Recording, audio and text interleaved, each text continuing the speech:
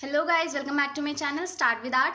तो I hope आप सभी ठीक होंगे और अपने घर में रह रहे होंगे। ठीक है, इस टाइम पे बाहर नहीं निकलना है बिल्कुल भी। जैसे आपको पता है कि कितना ज़्यादा सिचुएशन वर्स्ट है बाहर, तो घर पर ही अच्छे से पढ़ाई कीजिए, अपने एग्जाम की तैयारी कीजिए। एंड आज की वीडियो जो है वो थ्योरी के आगे का कंटिन्यूएशन है एज यूजुअल। जो जिन लोगों को नहीं पता है मैं उनको बता दूं कि ये जो थ्योरी की सीरीज चल रही है इसमें मैं अभी पेंटिंग कवर कर रही हूँ स्टार्टिंग से पूरा एंडिंग तक। एंड आप इसको अच्छे से देखिए, लर्न कीजिए, समझिए। एंड कुछ भी दिक्कत है तो आप कमेंट करके पूछ सकते हैं एंड मैं आपको वहाँ पे सारे जवाब दूंगी।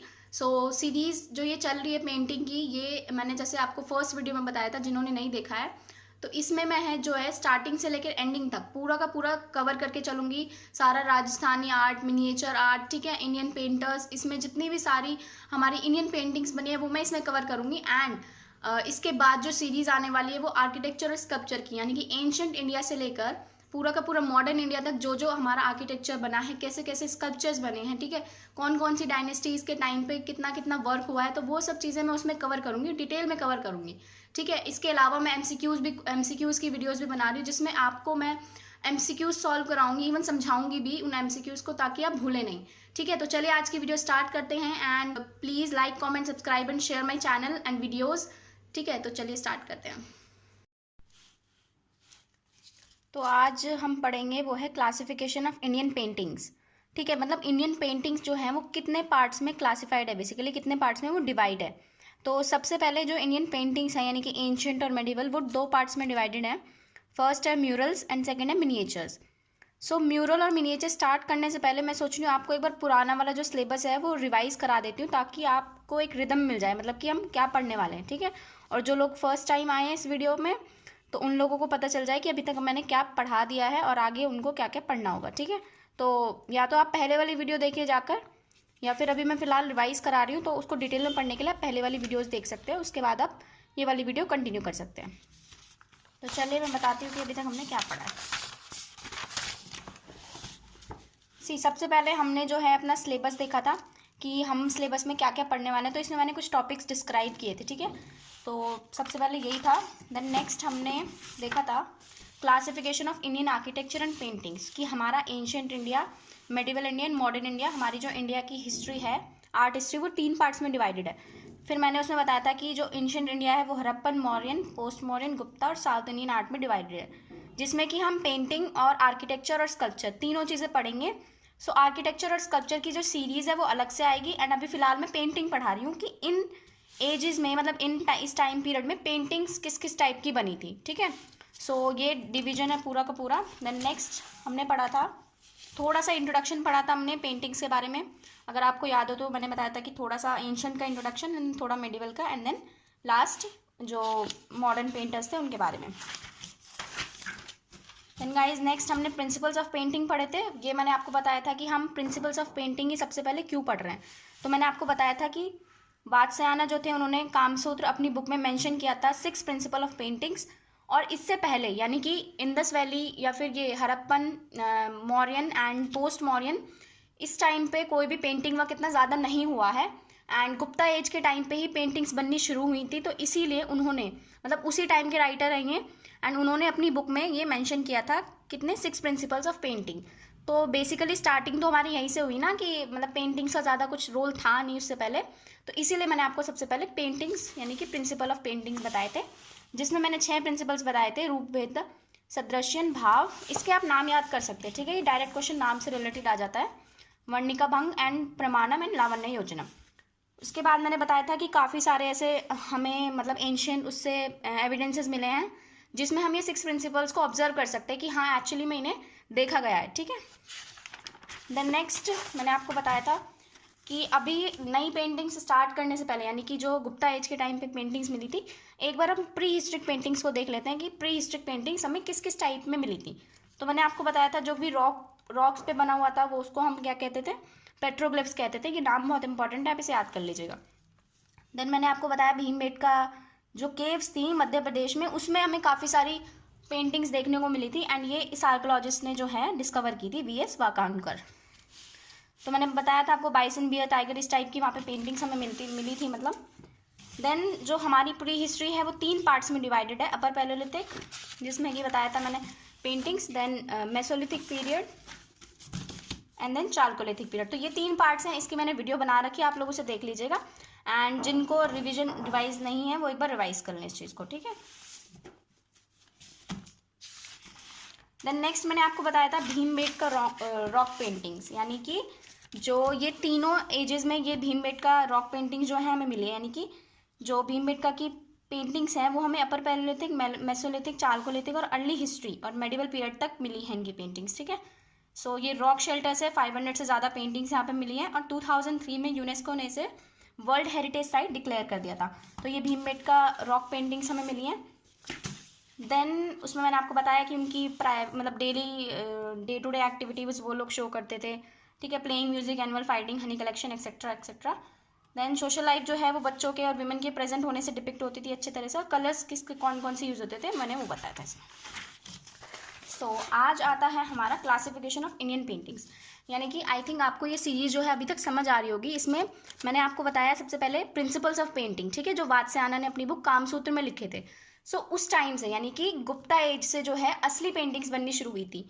ये तो सिर्फ जो थे वो छोटे छोटे चित्रकारी वो लोग करते रहते थे, तो बट एक टाइप की पेंटिंग ही होती है वो, ठीक है। तो लेकिन जो रियल पेंटिंग्स थी, यानी कि जिसमें कलर्स का यूज़ हुआ था अच्छे से, तो वो थी म्यूरल्स, ठीक है। इनको वॉल पेंटिंग्स ज़्यादातर हुई हैं बेसिकली, तो वॉल पेंटिंग्स को क्या कहा जाता है, म्यूरल्स। ये क्वेश्चन डायरेक्टली आ जाता है, वैसे आप इसको मतलब याद कर लीजिए, पता होना चाहिए आपको ये। देन सेकेंड है मिनिएचर।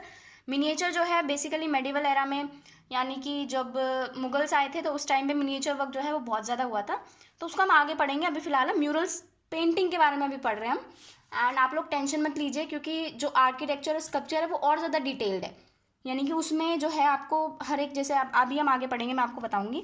जो केव्स आएंगी उसमें हम केव्स में उन केव्स के बारे में देखेंगे, मैं आपको इमेजेस से दिखाऊंगी इवन, ताकि आपको बहुत ईजी लगे कोई भी चीज़ याद रखना। तो हम स्टार्ट कर रहे हैं म्यूरल्स से। The works on the walls और solid structure are refer to as murals, यानी कि जो वॉल पे वर्क किया जाता है या भी किसी भी सॉलिड स्ट्रक्चर पे जो वर्क किया जाता है उसे हम क्या कहते हैं, म्यूरल, ठीक है। These have existed in India since ancient times and can be dated between 10th century BC to 10th century AD। ये बहुत पहले से हमारे इंडिया में एग्जिस्ट कर रहे हैं। जैसा कि मैंने आपको बताया कि गुप्ता एज जो चली थी, यानी कि गुप्ता का टाइम पीरियड था, गोल्डन एज भी जिसे कहा जाता है, तो उस टाइम से जो है म्यूरल्स बनते आ रहे हैं। तो यानी कि बहुत ही ज़्यादा एंशिएंट टाइम से ये बनते आ रहे हैं। The evidence of such paintings can be found at several locations in India. ऐसे ही एविडेंसेस, यानी कि इन म्यूरल्स के एविडेंसेस हमें बहुत सारी लोकेशंस में मिले हैं इंडिया में, ठीक है, जिसमें से अजंता, अलोरा, बाग, सीतन मसल केव पेंटिंग्स, ठीक है, जोगीमारा केव पेंटिंग्स, ये सारी चीज़ें आ जाती हैं, तो वो भी हम आगे डिस्कस करेंगे। The beauty of mural paintings can be seen in places like Ajanta, Armamalai caves, Ravan Chhaya rock shelter, Bagh cave, Sittanavasal caves, Kailasanatha temple in Ellora. So most of the mural paintings are in natural caves और इन रॉक कट चैम्बर्स। तो ज़्यादातर जो mural paintings वो किस में मिली हैं हमें, या तो नेचुरल केव्स में मिली हैं या फिर रॉक कट चैम्बर्स, यानी कि जिन्हें काट के बनाया गया, जिन पत्थरों को काट कर बनाया गया।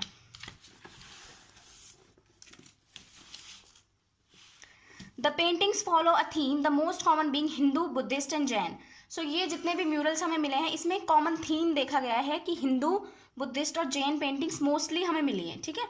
The mural paintings are unique because of their sheer size. So mural paintings unique क्यों है, क्योंकि उनका एक पर्टिकुलर साइज जो है वो, मतलब दीवार का जो पर्टिकुलर साइज है उसकी वजह से वो बहुत ज़्यादा यूनिक है। They can not be contained on paper and need to be executed on the walls of large structures, usually caves and temple walls. So इनको हम पेपर पर नहीं उतार सकते, क्योंकि म्यूरल्स हैं, वॉल्स पे बनी हुई हैं, ये बड़ी बड़ी पेंटिंग्स हैं। एंड केव्स एंड यूजुअली किस पे बनी हुई है, केव्स पे बनी हुई हैं और टेम्पल की वॉल्स पे बनी हुई हैं, ठीक है। Some of the best example of murals are in Ajanta and Ellora caves. So सबसे अच्छे एग्जाम्पल्स हमें कहाँ पे मिले हैं, अजंता केव पेंटिंग्स में एंड एलोरा केव पेंटिंग्स में। सो गाइज इसका आर्किटेक्चर और वहाँ पे किस टाइप के स्कल्पचर्स थे, उसकी जो नई सीरीज आएगी उसमें मैं स्टार्टिंग से आपको इंदस वैली सिविलाइजेशन में, देन मौर्यन में अशोकन पिलर वगैरह जो बने थे वो चीज़ें, सांची स्तूप, देन उसके बाद हम गुप्ता पे आएंगे जिसमें कि हमारे अजंता केव के स्कल्पचर्स और आर्किटेक्चर को हम देखेंगे। सो उसकी टेंशन मत लीजिए कि इसमें मैंने पूरा डिटेल्ड क्यों नहीं बताया है। इसमें सिर्फ हम पेंटिंग्स के बारे में डिस्कस कर रहे हैं कि कौन कौन सी पेंटिंग्स हमें मिली हैं एंड किस किस टाइप की मिली हैं बेसिकली। वैसे डायरेक्ट क्वेश्चन नहीं आता है कि पेंटिंग क्या, मतलब कौन सी केव से क्या पेंटिंग मिली है, लेकिन अजंता की यूजुअली पेंटिंग्स से आ जाता है, तो आप उसको एक बार अच्छे से पढ़ लीजिएगा। देन अब हम स्टार्ट करते हैं। One of the oldest surviving murals of Indian subcontinent, Ajanta caves were carved in 4th century AD out of volcanic rocks. It consists of a set of 29 caves carved in a horseshoe shaped. सबसे surviving यानी oldest surviving murals हमें कहाँ से मिले हैं? अजंता से मिले हैं। ठीक है, बहुत ही ज़्यादा अच्छे म्यूरल्स हमें यहाँ से मिले हैं। अच्छे इन द सेंस कि बहुत ज़्यादा काफ़ी अमाउंट में भी मिले हैं। अभी वैसे थोड़े बहुत वो डिस्ट्रॉय हो चुके हैं, लेकिन हमें फिर भी काफ़ी सारे मिल गए हैं। यहाँ पर टोटल 29 केव्स थी एंड इसको हॉर्स शू शेप्ड में कार्व किया गया है। ठीक है, these caves are quite popular for their execute mural paintings that took around 4 to 5 century to complete under the reign of modern empire. ये जो केव्स हैं बहुत ज़्यादा पॉपुलर हैं इसकी पेंटिंग्स की वजह से, म्यूरल्स की वजह से, जिसको 4 से 5 सेंचुरी लग गई थी मतलब बनने में, कंप्लीट होने में। एंड ये मॉडर्न एम्पायर के टाइम से शुरू हो गई थी बनना। ठीक है, murals in cave 9 and 10 belong to Shunga period, जो कि म्यूरल मॉडर्न के बाद आए थे पीरियड्स, कुछ डायनेस्टीज आई थी, तो उस टाइम पे भी 9 और 10 केव जो कि सबसे ओल्डेस्ट केव्स है वो बन गई थी। While the rest belong to Gupta period, और जितनी भी ज़्यादा उसके बाद बनी है वो सारी गुप्ता पीरियड में कंप्लीट हुई हैं। ठीक है, केव्स। नेक्स्ट है the painting in cave number 1 and cave number 2 are recent caves in Ajanta. सबसे रीसेंट केव्स हैं 1 और 2 और सबसे ओल्डेस्ट केव्स हैं 9 और 10। इस क्वेश्चन को मतलब इस चीज़ को आप याद रखिएगा, बहुत ज़्यादा इंपॉर्टेंट पॉइंट है ये।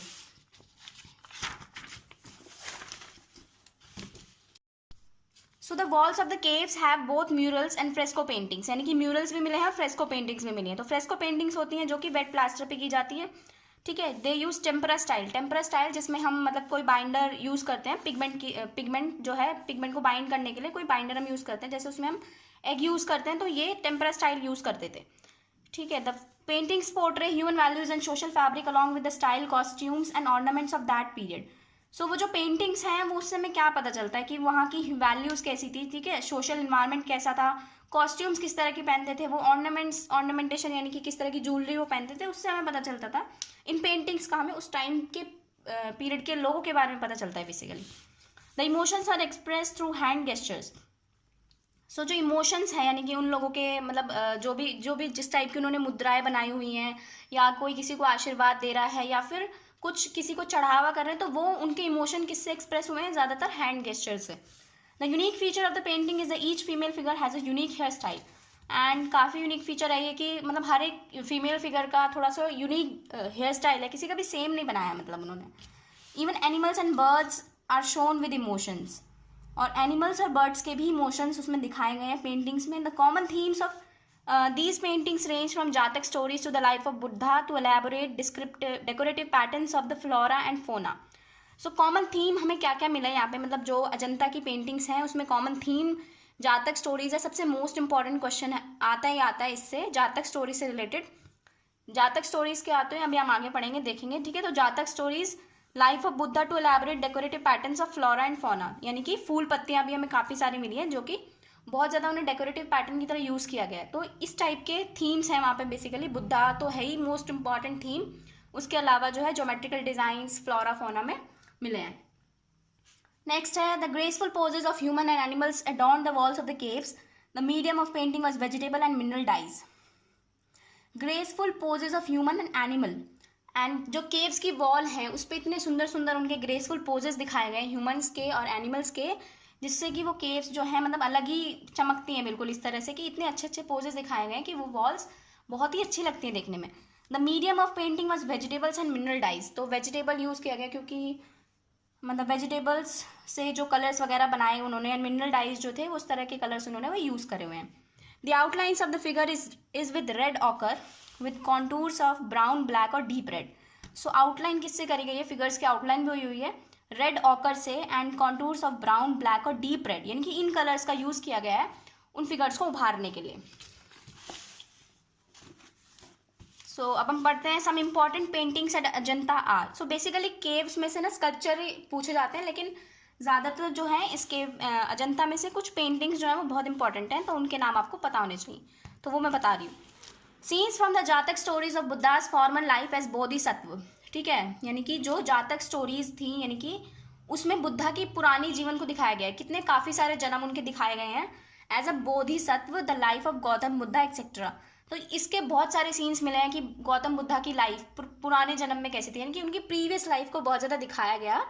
ठीक है, paintings of various Bodhisattva in tribhanga poses, यानी कि बुद्धा को ही काफ़ी सारे त्रिभंग पोजेस में दिखाया गया, जैसे कि केव नंबर 1 में वज्रपाणी, ये पेंटिंग का नाम है, बहुत इंपॉर्टेंट है। Protector and guide a symbol of Buddha's power. So इसमें बुद्धा को एक पावर की तरह दिखाया गया है बहुत ज़्यादा, कि वो प्रोटेक्टर हैं, वो हमें गाइड करते हैं एक अच्छे वे के लिए।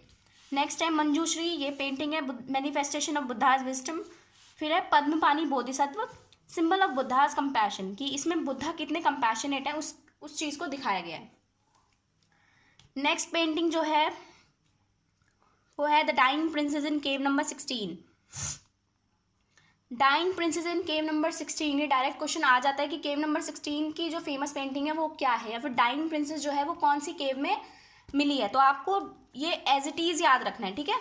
केव नंबर 16 में डाइंग प्रिंसेस हमें मिली है। नेक्स्ट है द सीन ऑफ शिबी जातक, ये एक स्टोरी है, मतलब जो है जातक टेल है, where king Shibi offered his own flesh to save the pigeon. तो इस स्टोरी में बेसिकली यही है कि जो किंग शिबी है वो बहुत ज़्यादा दयालु होते हैं, एंड अग्निदेव और जो इंद्रदेव होते हैं वो पिजन और ईगल का रूप लेकर धरती पर आते हैं, तो उनका मतलब टेस्ट लेने के लिए आते हैं बेसिकली। सो वो जो है ईगल अग्निदेव इंद्रदेव बनते हैं, तो इंद्रदेव जो हैं उनसे मांगते हैं कि ये पिजन जो है मेरा खाना है एंड ये आप मुझे दे दीजिए। जो वो पिजन है वो भी राजा के पास आया होता है उसी टाइम पे, और ईगल भी, तो वो दोनों आते हैं एंड तो पिजन कहता है कि मेरी ज़िंदगी जो है, मैं आपके पास पहले आया हूँ एंड मेरी ज़िंदगी जो है वो बहुत इंपॉर्टेंट है, मतलब आप मुझे बचाइए इससे। एक तरह से वो उनसे रिक्वेस्ट करता है कि मैं मरना नहीं चाहता एंड बचाइए। तो जो वो है क्या नाम है ईगल है, वो क्या कहता है कि मैं जो है खाना, मतलब मेरा जो परम धर्म है अभी इस टाइम पे वो खाना, मुझे खाना है, आप मुझे किसी भी तरह करके इस पिजन को दे दीजिए, मुझे इसे खाना है। तो जो शिबी हैं वो मानते नहीं हैं एंड वो ये कहते हैं कि मैं तुम्हें इसे नहीं दे सकता, तुम मुझसे कुछ और मांग लो। तो जो ईगल है वो क्या मांगता है कि आप मुझे इतना ही मांस दे दीजिए जितना इस पिजन का है। तो वो जब तोलते हैं तो वो जो पिजन का मांस है वो कंप्लीट ही नहीं होता, तो वो खुद ही बैठ जाते हैं उस तराजू में, एंड उसके बाद वो दोनों सच्चाई बता देते हैं कि वो कितने ज़्यादा मतलब लोगों की हेल्प करते थे उस टाइम पे, कि दूसरों को मतलब दूसरों की हेल्प करने के लिए वो खुद का त्याग करने के लिए तैयार थे। तो ये एक टेल है, मतलब इस तरह से कुछ, एंड ये उसमें सीन दिखाया गया बेसिकली। नेक्स्ट है scene of Matri Poshaka Jataka where the ungrateful person saved by an elephant. So एक और ये है जो कि एक अनग्रेटफुल पर्सन होता है, एक एलिफेंट उसको बचाता है, तो ये भी एक टेल है, तो इस ये भी वहाँ पर बहुत इंपॉर्टेंट है। तो आप ये कुछ पेंटिंग्स के नाम है, इनको आप याद रखिएगा। सो